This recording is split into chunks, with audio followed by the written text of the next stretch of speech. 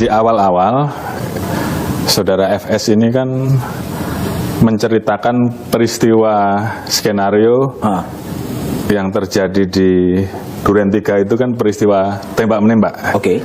Nah, dan itu disampaikan ke banyak orang, termasuk saya. Termasuk Pak Kapolri diceritain skenario pertama. Ya, sehingga pada saat itu saya tanyakan kepada yang bersangkutan, kamu jujur kamu terlibat atau tidak? Oke. Saya tanyakan, 2 kali saya tanyakan, saya sampaikan karena saya akan proses ini sesuai dengan fakta. Jadi kalau kira-kira peristiwanya tidak seperti itu, ceritakan. Tapi kalau memang seperti itu, nanti akan kita lihat pembuktiannya sesuai dengan fakta. Memang kemudian banyak muncul informasi-informasi kejanggalan ya, apalagi pada saat kemudian meledak dari keluarga almarhum Joshua di Jambi, karena waktu itu dilarang untuk dimakamkan secara kedinasan, dan itu kemudian semakin membesar sehingga kemudian kita putuskan saat itu untuk membentuk tim sus. Ya, tim sus itu kita libatkan para pejabat utama Polri yang memang langsung saya libatkan Wakapolri, Pak Irwasum dan Kabar Eskrim dan Kabig serta beberapa tim ya yang terlibat yang memiliki integritas. Saat awal kita minta untuk Sambo kita nonaktifkan pada saat itu. Kita nonaktifkan karena kami juga mendapatkan informasi-informasi bahwa ada kesulitan dari tim sus pada saat itu untuk bisa bekerja dengan baik. Kemudian saya dalami dan ternyata memang saya mendapatkan informasi bahwa ada upaya untuk menghalang-halangi, mengintimidasi, bahkan membuat cerita-cerita di luar yang dilakukan untuk memperkuat skenario yang bersangkutan ke banyak orang lah, kepada orang-orang yang dianggap memiliki pengaruh lah seperti itu. Sehingga kemudian kita putuskan untuk kita nonaktifkan. Kemudian kita lihat bahwa penyidik pun saat itu sempat takut. Sempat takut karena ada bahasa-bahasa bahwa mereka semua nanti akan berhadapan dengan yang bersangkutan. Sehingga dari situ kita putuskan 25 orang ya pada saat itu, termasuk yang bersangkutan, untuk kita mutasi demosi dan kita ganti dengan pejabat yang baru. Alhamdulillah begitu kita ganti saat itu proses mulai berjalan lancar, mulai terbuka. Kemudian kejanggalan-kejanggalan yang pada saat itu kita dapat itu mulai bisa terjawab. Utamanya memang saat itu kita mulai start dari masalah perkenaan ataupun temuan balistik di TKP yang berbeda dengan apa yang dia sampaikan. Dalam perjalanannya memang butuh waktu, Mas. Butuh waktu.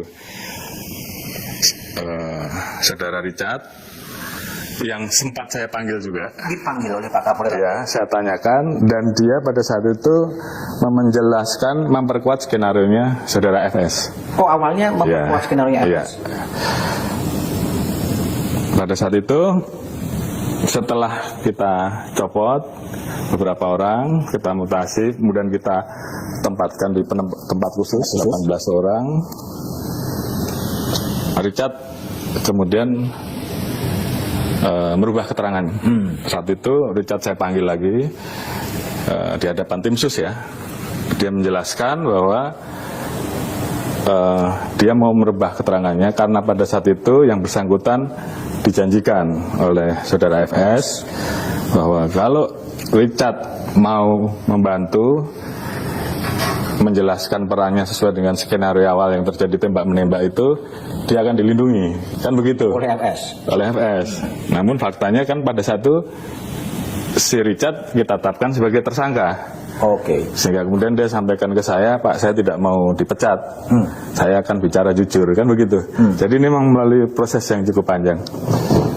Dari situ kemudian dia membuka awal bahwa saat itu dia melihat FS memegang senjata dan menyerahkan ke dia. Tapi berikutnya saya minta untuk didalami lagi.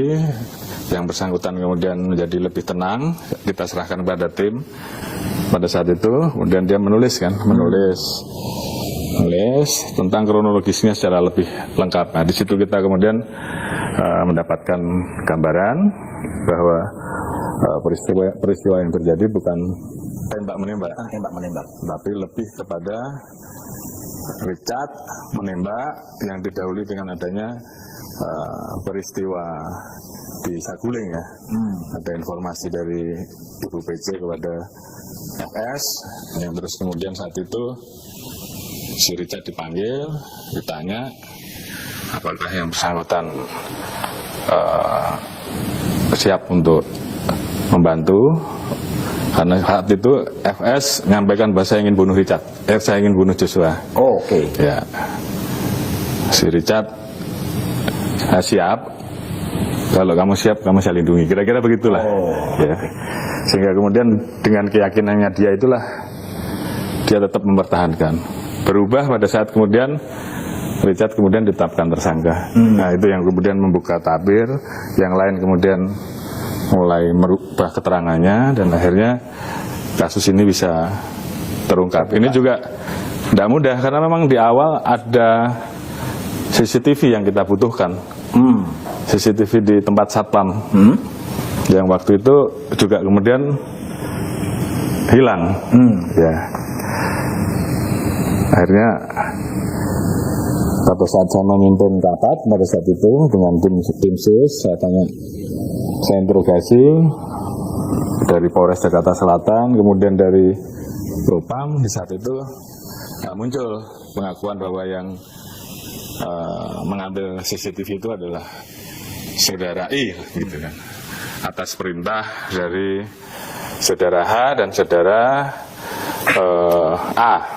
Dari situ mulai terbongkar. Waktu itu kita minta untuk didalami.